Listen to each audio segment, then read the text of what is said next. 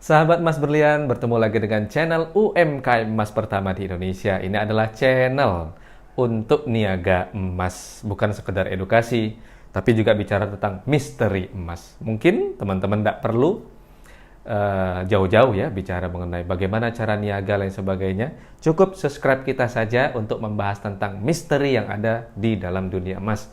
Hari ini kita akan bicara mengenai strategi yang dulu booming tahun 2011 sampai tahun 2013. Setelah itu jatuh. Kenapa? Karena banyak yang zonk. Nah, demikian ini saya akan bicara mengenai perbedaan atau bahkan perbandingan berkebun emas dengan UMKM emas. Sekarang mungkin banyak yang meninggalkan ya. Ada sebagian orang yang masih menggunakan strategi ini, tapi yang strategi UMKM emas ini sepertinya tidak tergantikan sampai kapanpun. Tapi saya akan bicara mengenai berkebun emas dulu. Bagaimana keuntungannya? Kita lihat. Oke. Pertama begini. Kita to the point saja ya, tidak perlu nulis-nulis terlalu lama. Take time. Nah, ini bagaimana pola berkebun emas itu. Ini saya menggambarkan semuanya flat dulu ya. Tidak naik turun. Lalu kemudian pencairan uangnya itu standar saja, tidak seperti buyback begitu. Nanti kita akan jelaskan sebenarnya bagaimana. Contohnya begini, ini berkebun emas. Strategi berkebun emas ini dulu sangat fantastis, sampai ada bukunya, sampai ada seminarnya, dan lain sebagainya. Tenang, nanti ada UMKM emas itu, ada bukunya. Nanti kita akan cetak dan kita bagikan ke seluruh masyarakat, teman-teman yang ingin ber-UMKM emas. Contohnya untuk berkebun emas, kita punya uang Rp12.750.000. Oke. Lalu kita belikan emas. Saat itu emas harganya per 25 gram. Nah, ini 25 ya. Harga 25 gram. Saya tulis 25 gram. Ini kita ambil contoh 25 gram biar supaya banyak kelihatannya. Harganya adalah 9 juta. Oke. Nah, berkebun emas ini menggunakan pegadaian, menggunakan pemodalan pegadaian dan spekulasi yang sangat tinggi sekali. Ini spekulan nih bermain seperti ini.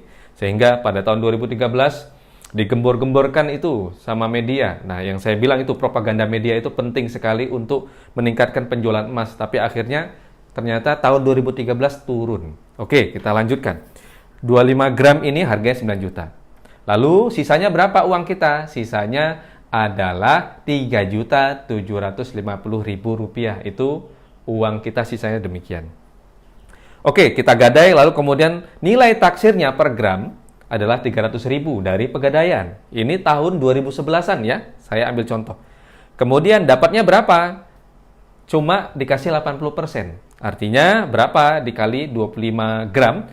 300.000 dikali 80% dikali 25. Dapatnya berapa? 6 juta. Jadi cairnya pegadaian memberikan 6 juta saja. Nah, ada lagi biaya yang lain. Apa? Biaya yang lain adalah Rp750.000. Apa ini? Untuk apa? Untuk biaya simpan emas kita tadi yang sebesar 25 gram yang kita gadaikan.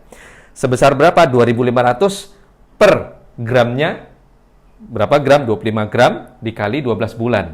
Nah, jadilah Rp750.000 gitu ya. Jadi bagaimana statusnya? Kita lihat. Jadi uang kita bagaimana? Ini uang kita. Uang kita segini, kita belanjakan ini 9 juta untuk 25 gram, lalu kemudian kita keluarkan biaya untuk biaya simpan selama setahun. Dulu boleh loh pegadaian simpan setahun, sekarang tidak boleh lagi gitu ya. 3 juta. Nah, jadi uang kita tinggal ini 3 juta. Lalu kemudian pegadaian juga memberikan uang sebesar berapa? 6 juta. Ini ada uang 3 juta, ini ada uang 6 juta di tangan kita. Nah, statusnya bagaimana? Untuk status kondisi sekarang, emasnya kosong. Kenapa? Kita tadi gadaikan. Lalu uang yang kita pegang berapa? 6 juta tambah 3 juta. Oke? Sudah paham ya? Ini kita singkat padat cepat saja. Biar supaya teman-teman itu tidak terlalu banyak mikir-mikir. Kenapa? Karena dalam emas ini harus cepat nih teman-teman. Perubahan harga emas itu dari pagi ke siang itu beda lagi harganya. Oke? Ini kita lihat di sini. Gadai yang kedua. Nah, di sini gadai yang kedua, ini uang kita ada 6 juta, 3 juta. Ini judul ya, bukan menggadaikan dulu. Ini judul gadai kedua. Lalu 6 tambah 3 juta ini kita belikan emas 25 gram. Nah, kondisinya begini. Saat ini saya menggambarkan bahwa 25 gram flat harganya. Seharga berapa tadi? 9 juta ya. Nah, kita belanjakanlah emas yang kedua, 9 juta. Statusnya emas 25 gram. Kita punya pegang itu, emas 25 gram. Lalu uang di tangan kita kosong. Oke?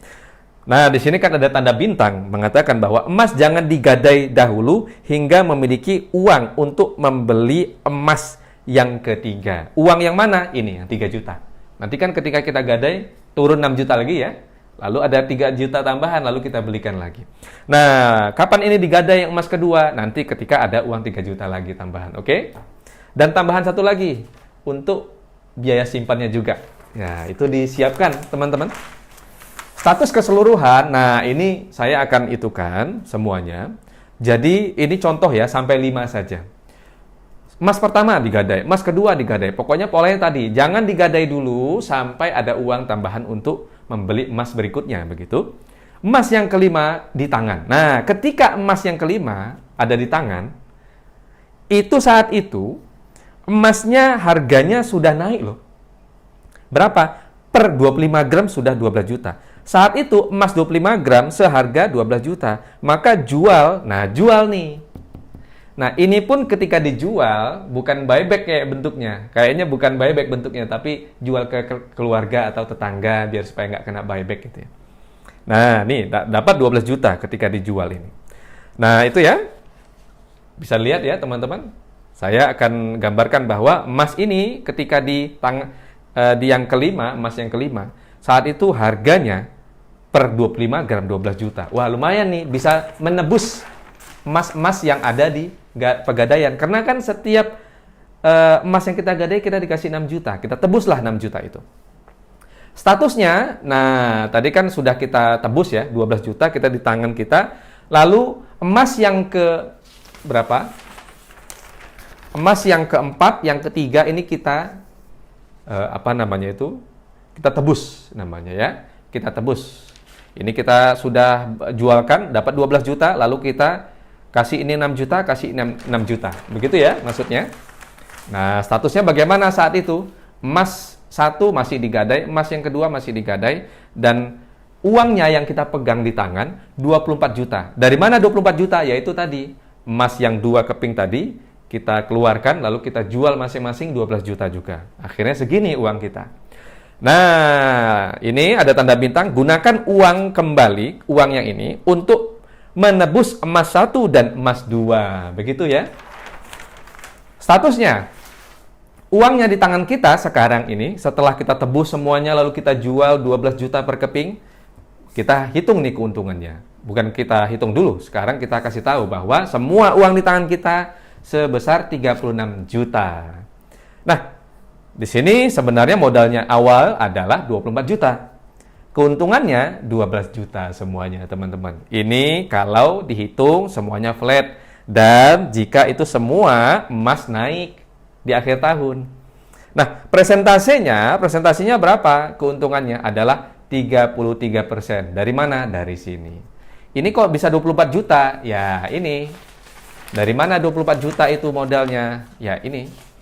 Di sini kita punya uang 12 juta, di sini ada tambahan 3 juta, nah, nunggu lagi 3 juta, 3 juta, dan 3 juta. Semuanya 24 juta. Bisa dimengerti ya teman-teman? Oke, itu dia. Ini adalah cara lama.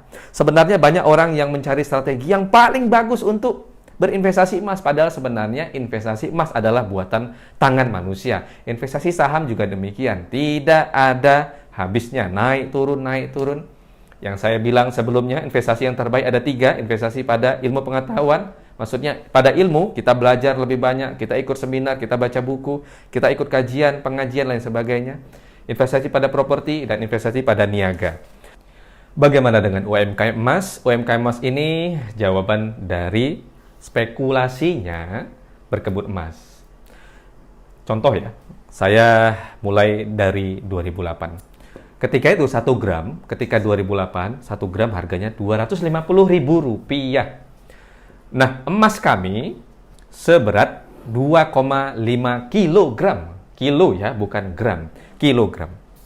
di sini pada tahun 2008 itu kita jual belikan emas itu. Ya, kita jual belikan, kita misalnya ada 5 gram. Ini enggak full 25 gram berat satu utuh, enggak, tapi beda-beda ukuran. Ada 25 gram kita jual, contoh ya. Lalu marginnya kita belikan emas baru, emas yang marginnya enggak semuanya, misalnya ada keuntungan sebesar 2 juta, kita belikan semuanya, enggak, 1 juta saja buat emasnya, 1 juta buat operasional. Lalu uang modalnya kita belikan kembali di hari yang sama. Di hari yang sama. Belinya misalnya 25 gram hari ini saya jual, kemudian saya terima uang dari konsumen, langsung saya belikan 25 gram lagi yang baru, dan dari margin itu saya belikan emas yang baru lagi. Ya, begitu ya. Selama 2008. Ketika 2009 ini teman-teman, itu 1 gram sudah naik harganya. Sebesar berapa? Sebesar per gramnya Rp320.000. Untung dong. Untung sekali. Nah, yang lebih menguntungkan apa? Berat emas kita, setelah kita setiap ada margin kita belikan emas, setiap ada keuntungan kita belikan emas, ada selisih kita belikan emas, naik loh emas kita. Seberat berapa? 4,8 kilogram. Ini saya belum jelaskan ya keuntungannya berapa yang sisanya.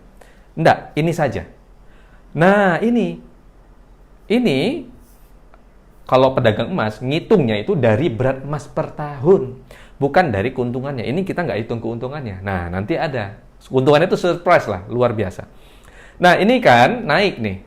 Ya, keuntungannya ada 3. Pertama apa? Kenaikan harga emas per tahun. Lalu emas kita tambah naik juga. Lalu tambah margin, tambah ada selisih untuk jajan lumayan. Ya. Nah, bagaimana jika harga emas turun? Apakah berpengaruh? Ketika misalnya ya, waktu tahun 2008 harga per gramnya Rp250.000. Jika turun misalnya, oh ternyata per gramnya tahun depannya 2009 itu menjadi Rp200.000. Apakah ini tetap naik? Tetap naik nggak? Tetap, teman-teman. Tetap loh. Kok bisa? Kita lihat sini ya. Oke, di sini simulasi naik dan turunnya. Itu ya. Sepertinya ini kita bisa bicarakan bahwa sebagai channel misteri emas. Naik dan turun, kita lihat di sini 1 gram, 1 gram. Contohnya, beli modalnya, nah ini ya, kalau pedagang emas, dia bisa beli modal emas. Nggak pergi ke toko emas, tapi ke prinsipal emas, atau ke pabrik emasnya, atau ke toko besar emasnya, seperti Antam, seperti perusahaan-perusahaan emas. Biasanya perusahaan emas itu punya reseller, itu biasanya ada potongan harga. Ini potongan harganya. Dia beli segini nih, sementara harga jual segini, waktu saat itu naik. Beli modalnya segini, harga jualnya segini. Nah, ini keuntungannya berapa? Ketika saya beli segini, saya jual segini, untungnya 100.000, teman-teman. Sama. Bagaimana ketika turun? Ya sama. Beli modalnya segini, lalu saya jual segini, keuntungannya segini juga. Nah, bagaimana jika kemarin saya beli mahal, ya? Saya beli mahal. Mahal banget saya beli segini modalnya. Besoknya turun. Harga jualnya bukan segini, malah segini. Bagaimana? Iya, sama aja, untungnya 100.000. Ini contoh saya beli segini. Memang kelihatannya kalau dibandingkan uang, maka dalam prinsip jual beli, teman-teman nanti saya akan terangkan prinsip-prinsip jual beli dalam UMKM emas ya. Prinsipnya pertama adalah uang tidak sama dengan emas. Nah, ini saya beli segini modalnya, lalu turun besoknya. Segini harga jualnya. Waduh, akhirnya saya jual segini. Nah, saya jual segini, untung nggak? Untung. Dari mana untung? Nah, ini saya terima uang dari konsumen segini, lalu saya belikan modal lagi kan? Ke prinsipalnya, ke pabriknya. Segini saya beli modal emasnya lagi. Jadi sisanya ada 100.000. Tetap 100.000. Nah, 100.000 ini, keuntungan ini, sebelumnya saya mau kasih tahu ya. Sama kan keuntungannya? Nggak turun, nggak lebih. Sama saja. Jadi toko emas itu mau turun, mau naik, lain sebagainya, nggak persoalan. Toko emas di sini maksud saya adalah pedagang emas. Pedagang emas itu bisa di online, bisa di tetangga-tetanggaan, bisa di kantor, lain sebagainya. Nggak seperti konsep konvensional maksud saya. Bisa semuanya ya. Nanti kita akan kasih tahu di semuanya di channel inilah pokoknya. Ini teman-teman, ini 100.000 dari keuntungan naik, dari keuntungan turun, waktu harga turun, naik. Sama saja, 100.000 ya, lalu saya belikan keuntungan misalnya 100.000 ya, misalnya saya jual 1 gram, lalu kemudian saya belikan 0,05. Ini 0,05 kelihatan ya. Nah, 100 ribunya. Nah, ini kan naik 100 ribunya nanti berapa dong 0,05? Saat ini mungkin 0,05 harganya 70 ya. Berapa? 70-an ya. Nah, ini naik. Kalau turun bagaimana? Ya 100 ribu kebeli juga. Mungkin harganya 40 ribu atau 50 ribu. Gitu ya. Jadi, tetap ada cash. Nah, di sini kalau misalnya dia turun 40 ribu, ada cashnya 60 ribu. Kalau di sini dia harganya 70 ribu seperti sekarang, ada cashnya 30 ribu. Nah, itu ya. Kita lihat keuntungannya, teman-teman. Bagaimana dengan pola ini? Ini baru yang 1 gram loh jualnya. Keuntungannya bagaimana? Nah, ini kita lihat. Kalau seandainya kita jual emas setiap hari, 365 hari, dengan 0,05, setiap ada keuntungan kita beli 0,05, seberat ini, teman-teman, itu maka kita mengantongi dalam 1 tahun 18,25 gram. Lumayan. Ini dari yang terkecil, penjualan terkecil 0,05. Bukan penjualan terkecil, artinya dari pengumpulan uang terkecil. Belum termasuk uang cash loh. Uang cashnya bagaimana? Ini ambil contoh saja. 40 ribu sisanya di tangan kita. Karena 60 ribunya dari keuntungan itu kita belikan 0,05. Berapa 40 ribu kali 365 hari? Sebesar 14.600.000. Anda masih bertanya, kenapa kok toko emas tidak pernah bangkrut? Ini nih rahasianya. Oke ya, itu catatan buat teman-teman. Baik, kita lanjutkan nanti di meja kita tentang bagaimana sebenarnya perspektif besarnya. Oke ya? Sahabat Mas Berlian, kenapa banyak orang yang mau ikut berkebun emas? Karena itu tren, sebuah tren pada tahun 2011 sampai 2013. Sebelumnya juga ada, tapi belum booming. Sama seperti ini, UMKM ini belum booming. Nanti kalau sudah orang mengikuti channel kita, mungkin akan lebih banyak boomingnya. Maka subscribe kita, follow kita untuk channel-channel berikutnya. Jangan lupa itu. Tolong dikasih masukan juga boleh ya buat teman-teman. Itu yang pertama ya, ikut tren. Kedua, mau dapat keuntungan berlipat tapi instan. Nah, ini yang jadi persoalan. Mau berlipat tapi instan, ini caranya tadi dengan berkebun emas. Tapi itu spekulasi ya, dan menggunakan biaya orang lain. Lalu, lembaga pembiayaan menyediakan dana, ini yang memudahkan. Prediksi emas naik. Nah, itu karena ada doktrin bahwa tahun 2013 di media cetak Republika dan sebagainya mengatakan bahwa emas naik dan sebagainya. Itu sebenarnya hanya sebagai prediksi belaka oleh para katanya pakar, padahal bukan ya. Bukan pakar, bukan tidak pakar maksudnya, tidak naik maksudnya ya. Itu lalu kemudian tidak ada akses berinvestasi emas produktif. Sebenarnya bahwa UMKM emas adalah UMKM yang memberikan gambaran emas produktif, bukan hanya spekulatif tapi produktif. Produktif, menyimpan produktif itu bagus. Investasi produktif seperti apa? Membeli tanah, tapi tidak dibiarkan saja, tapi menghasilkan. Entah berkebun atau membangun properti di sana untuk daya guna atau untuk nilai guna yang lebih baik lagi. Ada nilai plusnya ya, seperti dikontrakkan, disewakan lain sebagainya.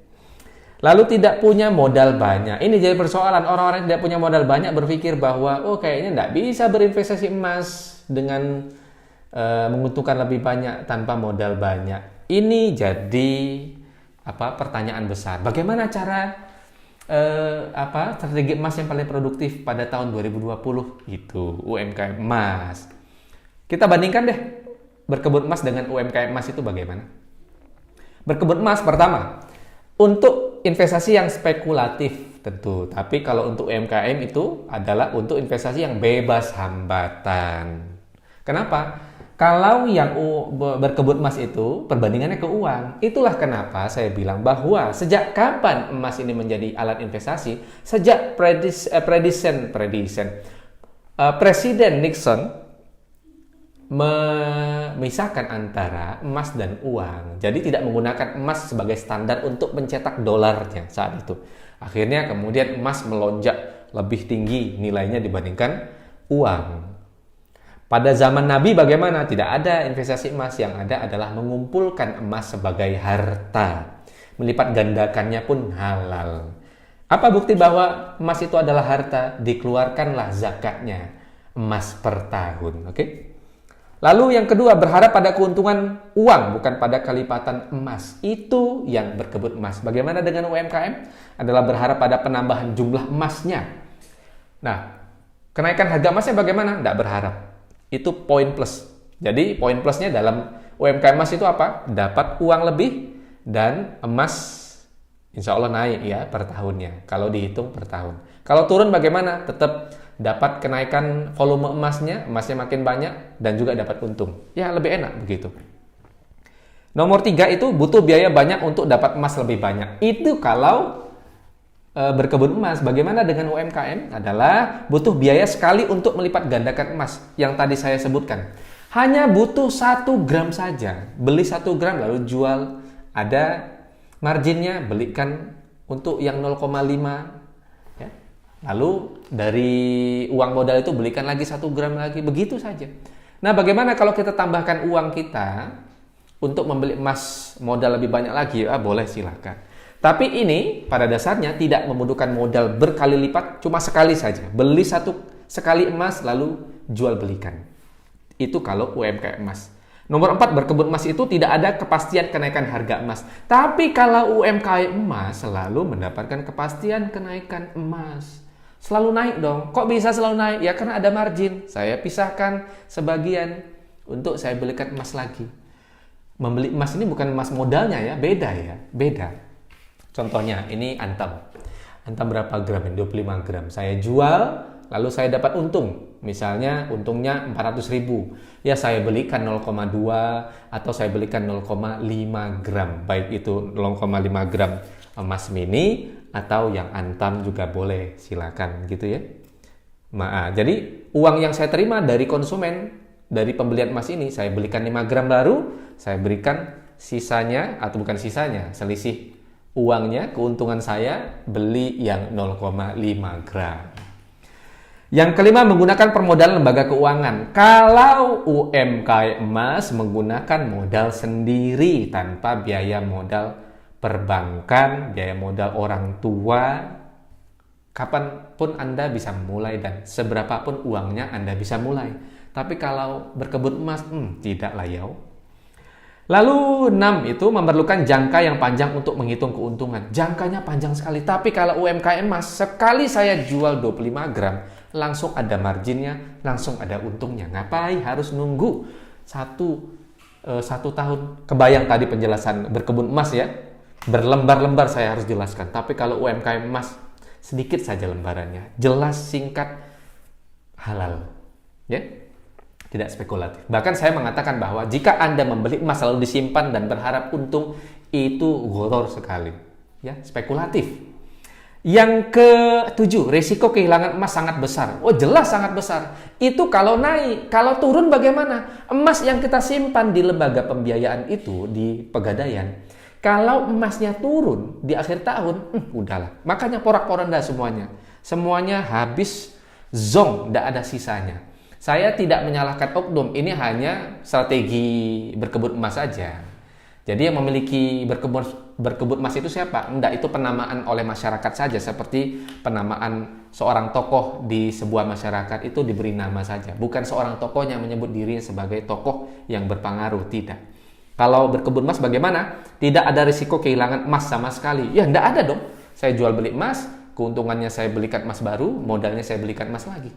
Apa yang hilang? Tidak ada sama sekali. Kita mengikuti harga, mengikuti harga yang ada di dunia. Sudah ada patokan lah, enak sekali. Tahu enggak bahwa buyback itu sebenarnya diciptakan untuk memberikan harga sebagai pengganti bekas. Karena emas itu tidak ada yang bekas, saudara. Teman-teman, bapak ibu. Tidak ada emas itu bekas. Anda punya cincin, bapak ibu, ibu-ibu ya punya cincin, jual ke toko emas, lalu diterima oleh toko emas, dibersihkan sedikit, ditaruh di etalase lagi, baru lagi, tidak ada istilah bekas. Maka adanya buyback itu untuk mengganti bekas loh. Nah, banyak sekali bocorannya nanti kita akan ungkapkan ya. Itu tadi perbandingan berkebun emas dan UMKM emas. Kelebihan UMKM emas itu apa sih? Pertama, memiliki emas sebanyak mungkin tanpa modal pribadi. Itu enak sekali. Tanpa resiko dan khawatir tidak untung. ya untungnya ada 3, kenaikan emas, jumlah emas, volume emas naik, lalu ada margin, ada selisih uang di situ. Nah, syukur-syukur Anda punya mesin waktu yang Anda beli emas tahun 2011 lalu kembali tahun 2020. Keren sekali. Kesimpulannya bahwa berkebun emas memperbanyak buahnya. Oke ya. Dan UMKM emas memperbanyak pohonnya. Anda pilih mana? Itu di tangan Anda. Begitu teman-teman, jangan lupa subscribe kita. Ya, terus ikuti kita. Ketik loncengnya, share dong kalau Anda peduli dengan yang lain untuk pemahaman bagaimana berinvestasi emas paling produktif. Dan jangan lupa berikan komentar yang positif, baik itu dalam bentuk kritik atau saran. Terima kasih buat teman-teman. Semoga kita memberikan channel konten-konten yang bermutu berikutnya. Semoga bermanfaat.